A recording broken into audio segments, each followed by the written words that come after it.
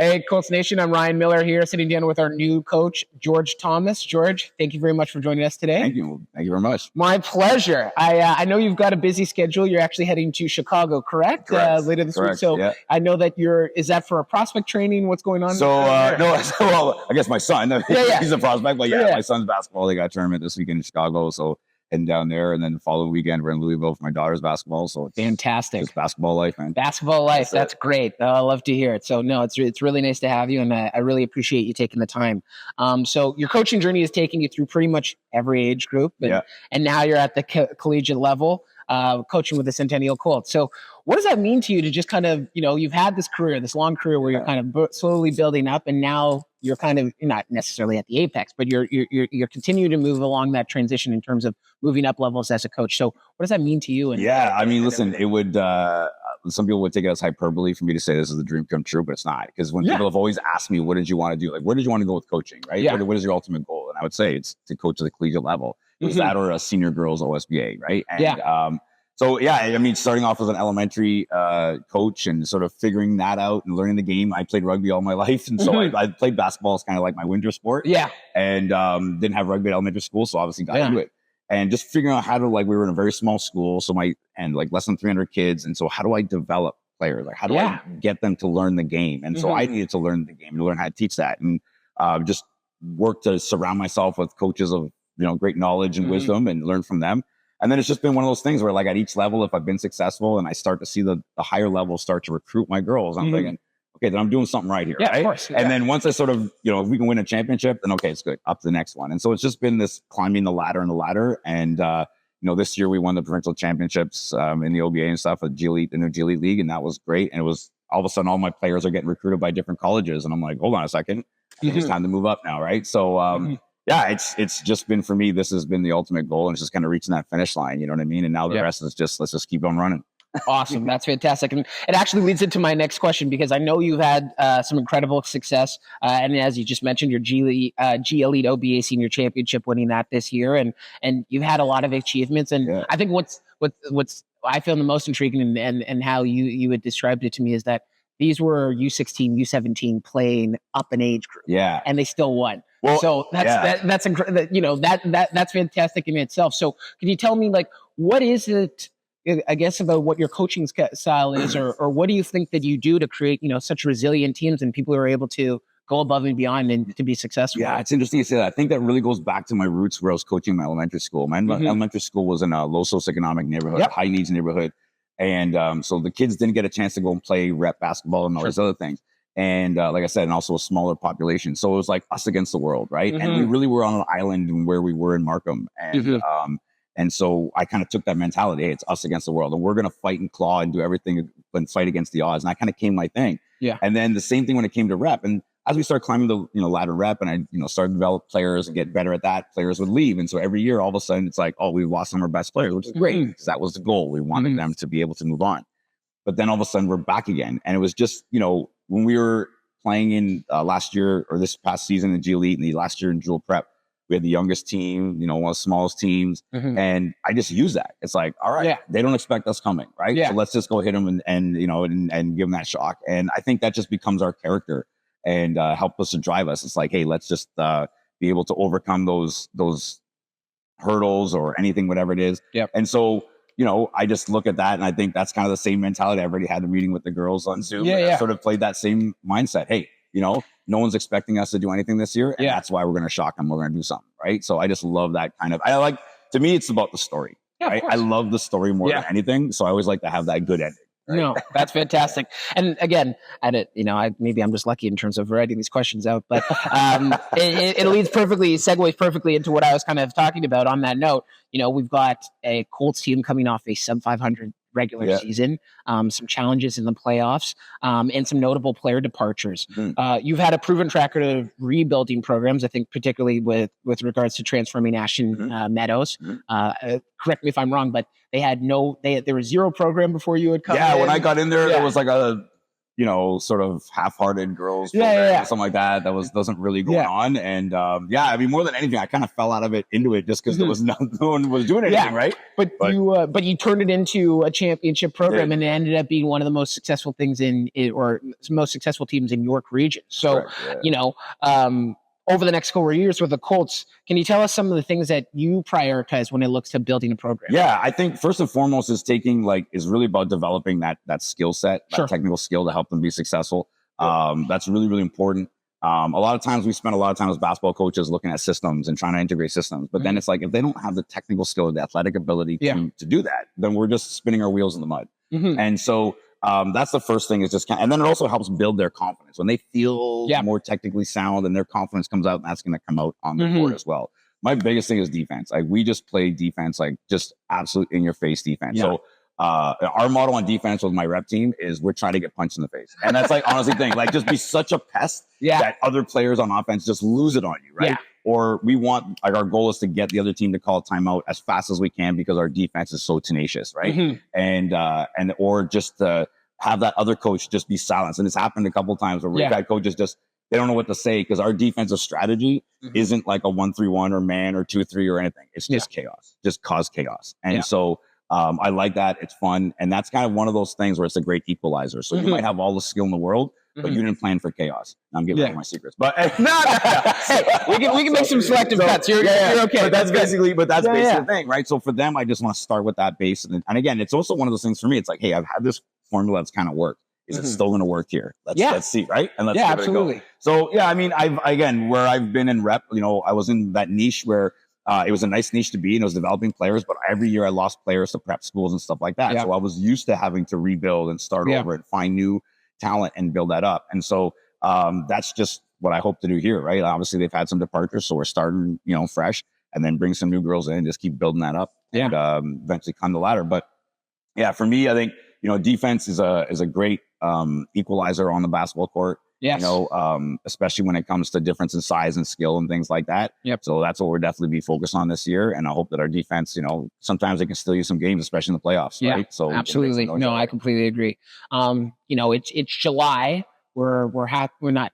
Summer's technically just started for a lot of people, but from the recruiting standpoint, from the college standpoint, we're halfway through the season. So what are some of your priorities coming in, understanding that we've got the season starting in October, so just over 2.5 months? What are some things that you're going to be prioritizing coming in? I imagine you're going to have you're rebuilding staff. You're looking to see if there's any kind of latecomers or anything along those lines. But what are some of the priorities in terms of coming in to this program, not necessarily later and along those lines, but understanding that you may not have a full recruiting season this year, but you're going to have the whole year moving kind of forward. So tell us a little bit. That's definitely a challenge, like coming in and realizing you're partway through it. And like, I mean, as soon as I got, hired, I was right away on the, on the horn, like reaching out to coaches all over. I mean, as far away as Ottawa and then everywhere. Right. But it is, because a lot of the girls have committed already. Right. So, right now it's just for me, just getting out there. I mean, we were like in Montreal. We're in Montreal this last weekend with my daughter's tournament, and I was just walking around talking to people still, right? Like, hey, I'm the new coach at Centennial College. If you got anyone comes up, give me a shout, whatever. So just trying to spread out as much as we can,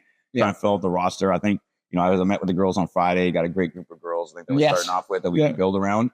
I love their energy. I love their charisma. I love their enthusiasm. So I think that's going to help actually draw some other players in. But I think to fill some roster spots is the priority. Another big priority for me is to find an assistant coach, a female assistant coach. It's always important for me to have a female voice on the bench, coaching young ladies. It's always been my thing. So that's the thing we're going to be prioritizing, number one. And then again, filling out the roster. And then for me, it's just get used to the girls and let's just get on the same page and, get to know each other. I always take this family attitude with our teams because, I say there's nobody you will fight more for than your family, right? Absolutely. So if we are family, we will fight for each other and we'll stick by each other and stuff through thick and thin. So I just want to build that relationship with them and, get excited and get ready for it. That's great. So I love that you just kind of talking about you going to Montreal and just saying, hey, this is a new deal. Here's my I used to actually be in sales prior to teaching. So there's like, I'm just like running that. Brother, you and me share a lot of synchronicity for rugby player working sales. Rugby players always got it down. Absolutely. I'm picking up what you're putting down. So no, that's fantastic. But kind of along those lines, and this is a little bit of a side question, when it comes to recruiting, it's going to be a little bit different Yeah. from recruiting to, as you've mentioned, you're losing players to prep schools and players moving up. So what do you look for in players in terms of, do they fit your playing style? Is it, they have to be hard-nosed defensive players, or is it all size? What's the, all shooting? Like, I know every coach has like some of their philosophies, but what are you kind of looking for ultimately? I mean, ultimately, if I was to give you like sort of my ideal sort of player, they're like a Dennis Rodman, like with mixed with like I don't know. Okay, I'm totally aging myself here, but like Allen Iverson, like, do you know what I mean? Yeah, of course. All these kids are googling who those people are, but but basically, you know what I mean. Like, I like tenacious defense, like I said, in your face, all that kind of stuff. But the one thing that people don't know about Dennis Rodman, he was very, very smart basketball player. And Michael Jordan even says he was the smartest basketball player I ever played with. Yeah. So I look for people who have high basketball IQ, or at least that coachability that we can teach that and understand that. Because again, if we play as a unit, we can overcome sometimes some of that skill deficit. But honestly, for me, it's charisma, it's energy. Yeah. I want someone that walks in the room and is just full of life and full of energy. I have like ADHD, so I'm always go. So I like people like that too, right?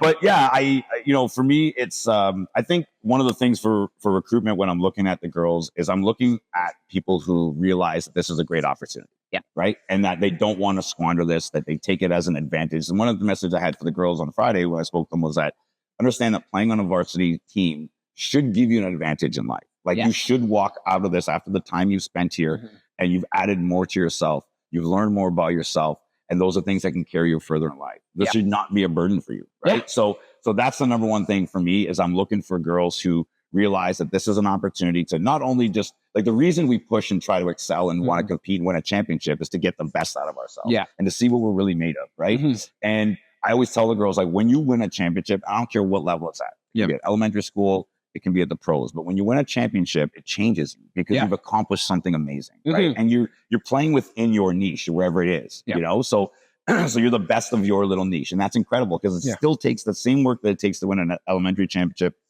same thing in an NBA championship, right, or WNBA, and it's just different, levels, but the same things, and you get the same things out of it. So really, for me, it's just looking for girls who really want to be here. Realize this is a great opportunity. It's fun, right? It's something to look back in life and go, yeah, I'm so glad I did that. That was great. And it just added to me and made me a better person. So that's, I mean, it sounds kind of hokey, but honestly, there's a ton of great basketball players. Right? Absolutely. And very few are the ones that stick out. So most of them are pretty equal around the same kind of area. So what are those sort of X factors and tangibles off the basketball court that I really look at? No, that's great. I love to hear that. In terms of, I know that you have some connections to Scarborough. I believe you had mentioned that your wife works just around the corner. Yeah, she's just down the road here, Markham and Lawrence. Yeah, and then you're up at Steeles and everything along those lines. Yeah. And you've had a strong commitment to community development. You mentioned it. You've talked about family, community development, working in low socioeconomic neighborhoods, and kind of being a champion for that.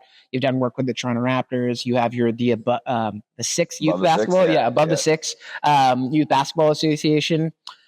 We've got our own, social initiatives, Colts Cares, or anything along those lines. So what would you like to bring from like community aspect? Like, is there and if you don't have an answer, I completely understand that.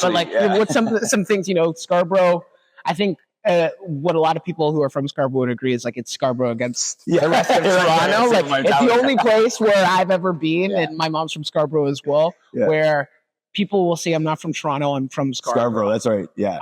Everyone else is like, I'm not from Etobicoke, I'm not from North York, but people always say I'm from Scarborough. That's true. So knowing that and knowing kind of the environment and the community you're coming into, and is there anything that you've kind of thought about now that you've had this role that you're like, I'd love to do this within this community? Yeah, actually, I'm a big thing on my teams to community outreach. So we've had, I've had my rep teams in the past do Color Your Hair to Conquer Cancer. Oh, cool! Which cool. And actually, they got recognized for their amount that they were able to generate. And actually, fun fact, when I got hired for the Raptors, because obviously, clearly, I don't know if you can notice, but I don't have hair to color. So I grew my goatee really big and bushy. Yeah, I had it purple for a while. Then I did this bright yellow. Yeah. So then I got called in for the interview for the Raptors. I'm like. But then we had this photo shoot for the Color Your Hair for Color Cancer, so I couldn't of course, So walked in right off the bat, I was like, gotta explain this, right? But it was a great icebreaker for me, right? Hey, certainly, because they're kind of like, what is going on with this dude, right? So that was cool. But we've done stuff with our rep teams, locally where it's like raising money for different charities, or sometimes around the holidays, like bringing things in for kids, like they don't have toys and things, like, various different drives. Right. So for me, when we talk about team building stuff, sometimes the people will go rock climbing, or they'll go doing whatever stuff. For me, like team building is like, let's do community outreach. Yeah. Because you actually are in a position, and I'm going to use the term power, but in a way of like, you're an athlete, you're a varsity athlete. People look up to you. And when you are a varsity athlete, and part of, again, that learning experience is you learn how to carry yourself. You tend to be more open to people. Like, you know what I mean? Like there's this, because you're putting yourself out there on the court, or the field, or whatever, right? So you got to be okay with putting yourself out there. And they're motivated and they drive. And I just want them to realize that, you can give back to your community. It really doesn't take a lot, but I want them to realize that what you get back is huge. Again, it's part of being on the team is adding to yourself. Part of adding to yourself is having empathy and philanthropy. And you'll see how that helps you grow as a person. And I hope that we build people that are, when they get out there in the workforce, that they still want to do their piece and help out a little bit. Because like I said, I look back at my program at Ashton Meadows, my rep team above the 6 and all that. And somewhere along the line, someone gave me a hand. Right. Of course. So whether it was advice or it was help, it was a check, whatever it was, equipment, somebody was like, hey man, I got you, I'll help you out. Right. And so we all need that hand. And I just want them to be a part, but that's a big part for me. And whatever the Colts, already have going on, we'll jump into as well. And if there's anything else, obviously with the Raptors, that's sort of my main position there is community outreach, do a lot of stuff with the MLSC Foundation, as well as doing skill development stuff, but that's a big part of it. So again, I feel like I look at that, I'm like, I've got a connection there. I've got this is great. We can somehow work together, with the MLC Foundation or Colts, or I mean, who knows, but it's definitely something that's high on my list. That's fantastic. No, I love that. And I love just kind of the togetherness and kind of family aspect that you've talked about through this interview. And it also kind of, it's one of the things that I find interesting because, there's people talk about it and be about it. And when it comes to family, I would say that at Colts Nation, Colts Country, whatever, we are definitely about family and supporting each other and kind of going to bat for everyone. So, tell us a little bit about your family. I know that you said your dad, your son's playing in Chicago, your daughter, and is your sister, or no, sorry, not sister, is your daughter a coach with you, or did I misunderstand that? Or no, so she trains prospects, or so she's been working with us. We've got a Tuesday night run that we run. Cool. So some of the girls on our team, some teenage girls and stuff like that, some of them looking to go play college or play prep. And then we've got a younger group of girls that are coming in. They're sort of like that next wave that they want to play, they're sort of 12, 13, 14, looking to sort of move up. And so part of the thing, I had done this sort of last year, and I thought I'd change the format a little bit this year. One of the things I wanted to do was create a space where girls can just run, have open runs. It's very tough for them to find places. Boys have those opportunities all the time. I've taken my daughter to some, and like, she might jump in, but she's also the age where she's like, I don't want these like dudes rubbing up on me, guys all over me. Right? No, it's fair. Fair enough, right? It's fair. So we wanted to create that space for them. But also I wanted her to start doing some teaching and stuff. Because I know as a rugby player, when I went back to coaching, all of a sudden I reflected on my own game. And I'm like, oh, wait a minute. And I saw it differently. And I, as a teacher, I see math differently, literacy differently. So I wanted her to start teaching to see it differently, her own game differently, right? As part of that. So she's been getting involved with that. Also, just, she's a point guard, so she's got to be a leader, and I'm trying to help her build her voice. So that will help her build her voice as well. That's fantastic. So just while we're on that, I mean, my daughter is 15. She's been going to J. Addison since grade 8. So in COVID, we were obviously doing a lot of training on the driveway and on the road with my kids. And I was like, why are you going back to your old school? Let's try and get you in there. So she got in grade 8, playing on the senior team since then. Grade 9, she was named starting point guard. This year they won the Women's Trillium Championship in the OSBA. I was there. Was great. I was announcing on the mic. Oh, great! Yeah. So my daughter, number 22. So that was her. Nice. Hit that opening 3. Oh yeah. Okay. So, Papa. But she's been doing great. She played soccer. Both my kids played soccer. Sure. My wife and I are big multi-sport. Nice. People, so we really were like holding off becoming specialized until they were later, and that's been a huge asset, I think, for both my kids in that. So she's at J. Addison doing that. She wants to eventually go to dermatology or something like that. Cool. So she's doing okay. Good. She has bigger aspirations than I ever had. And then I've got my 17-year-old son, firstborn, and So Peter is going to TMU for sports media. Nice. He was at Bill Crothers secondary school, and he was in a special program there, took some course called Colts TV. So he got introduced to stuff like this. Cool. And he absolutely loved it. Yeah. He was really good at it. So I was like, dude, this is it for you. So my manager was at MLSC, brought him down there for a day and took him around and got him introduced to all the people who do this kind of stuff. Sure. And he's like, came back, he's like, that's what I want to do. Right. So I'm like, all right, let's go do it. So applied to TMU. He's going there for the sports media program. Nice. Really proud of him that he got in for that. So he's moving out. He's going to be, my in-laws live on the Danforth. Okay. So he's going to be living with them during the week. There you go. Fair enough. So one less mouth to feed, a big mouth to feed. He's a lot bigger than me. So I might be able to buy a new car now. Yeah, there you go. The guy eats a car payment a month. Oh my goodness. So I would drive around his 14-year-old car and be like, why you buy a new car? I'm like, because this guy's right. So he'll be down there. So that's pretty cool. And then we got a 6-year-old. My wife always wanted 3 kids. I was like, I got a boy and a girl. They're both healthy. Let's not roll the dice. We're good. Yeah. And then kept pushing. I'm like, fine, you get 1 shot. Well, okay, it worked out. So, it's a blessing. He keeps us young. Nice. He's actually great. It's funny because he thinks he's a teenager because now the teenagers. Of course. We first kid we put in French immersion. We're like, let's try it. Yeah. So Montreal was great. He was doing all the talking for us. Well, there you go. So we got him. And then my wife, who, to say I wouldn't be here without her is state the obvious, but it's true. We met at university. That's and I got to tell this quick story because I was a lot bigger playing rugby, jacked up, and she was always late for class. So I'd see her walking in, and I'm like, oh, who's that? Right. So the only reason I recognize her is because of her tardiness. But so then we had some classes together, and we had practicums, right? So we're in kinesiology together. So we're doing volleyball. So we end up on the opposite teams and we end up across from each other in the net. Yeah. And so I just start trash talking her, right? I'm like, listen, I'm just telling you, I'm going to bring this big hit. Yeah. You got a beautiful face, pretty face. I don't want to ruin it. So just step out of the way, right? So guy sets me up. I hit it. And I don't know what exactly happened, but the ball was behind me over there. And like everyone's laughing. So she just went up and just legit blocked me like hard, right? Wow. And I was like, dang. Like, all right. You want to get married? So I was like, pretty much. Yeah, it's pretty cool, right? Yeah. And then, we went on a date, and then like 3 dates in, she's telling me she got a brown belt in karate. I'm like, come on, I don't believe that, right? Yeah. So she swung a kick and actually broke my ring finger. So I'm like, okay, now we have to get married.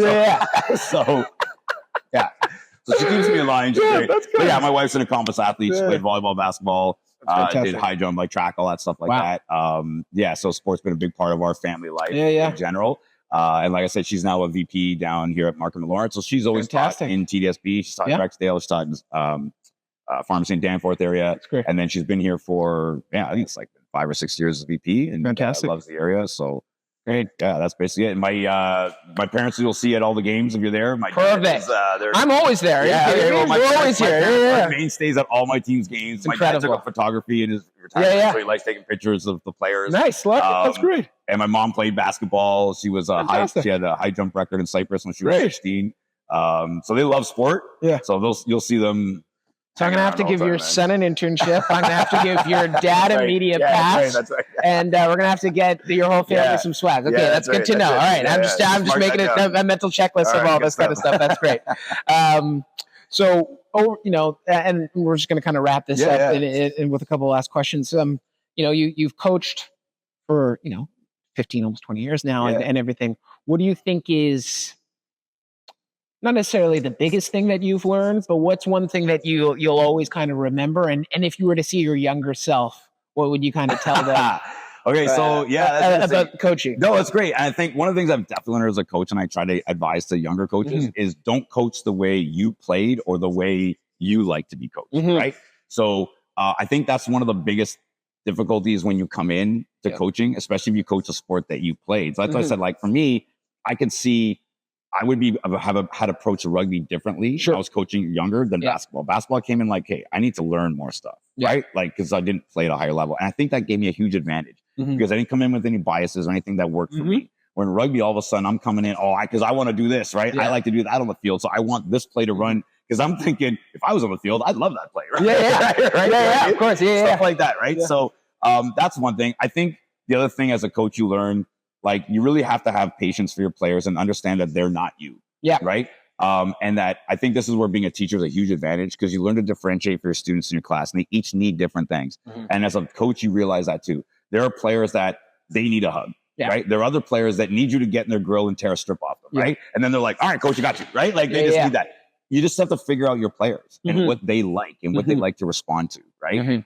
So that's one thing I've definitely learned. Yeah. I like to use a lot of analogies, metaphors, and stories. No, that's great. But the best one I can think of is, so I'm a big Marvel nerd fan, so I'm gonna go to Marvel here. So when Bruce Banner and the Hulk and Endgame became sort of one, I see that as me, right? So I was always smart and intelligent, but I had this like, high testosterone, let's go. And I like, I'm a highly competitive person. I hate losing. I'm the type of person though, when I'm coaching, like if we lose, I always tell the girls, you might see me being like whatever, but that's because that's on me. Like I feel if we lost, it's my fault. Right? It's my job to prepare you. It's my job to put you in a position where you'll be successful. And if you weren't, that's on me. Right. And so I need to go back and figure out how to do that. So that's a big thing I like to do. I like to take that burden off my players. I've had players, one of my favorite players, Danielle, she's a great 3-point shooter. And oftentimes she'd be on the bench. I'm like, Danielle, we need a 3. She's like, no, my 3s are off today. I'm like, go shoot a 3. No, they're off. I'm like, listen, it's on me. I'm telling you to shoot it. I just need you to shoot it. If you miss, my fault. And you know what? Almost she always hit it, right? It's just one of those things, take that burden off the kids. That's a big thing as a coach. But I think that I've become that. I've learned to, bring my intelligence, my wisdom and all that, my fire, my excitement for sport, my competitiveness, and merge them together into this one being that, can bring it all together at the right time. Scoring. Man, you and me. We might get along. Vibes are real. For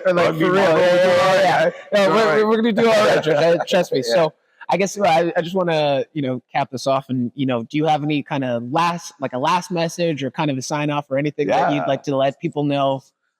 Just kind of for every question except that one. That's okay. No, you know what? Honestly, I just want to say thank you to everyone at Centennial. Thank you for giving me the shot, the chance. The one thing that you will find with me is I am incredibly loyal to a fault almost. And I am incredibly thankful for people who give me an opportunity. So you are getting someone who's all in, going to give you everything they got. I hope it's enough. So far, it hasn't been. But hey, like I said, we keep climbing the ladder until we hit that wall, right? And I'm hoping the wall's not there on this one. So I'm just really, really excited to be here, be in this great facility. I'm excited again, just from where we're located and the opportunity to bring girls from Markham and Scarborough, places where I've coached that are close by, and give them that opportunity to play at a higher level. So I just really, more than anything, just want to say thank you to everyone at Centennial for welcoming me. And even right now, the moment I've walked the door, it's just been great. So fantastic. Thank you. No, well, thank you. A new era for Centennial women's basketball starts today. Thank you, Coach. Really appreciate you sitting down and taking the time with you. It was great. And looking forward to the great season that we've got coming up in the next couple of years. All right. Awesome. Cheers. Thanks. Thanks, buddy.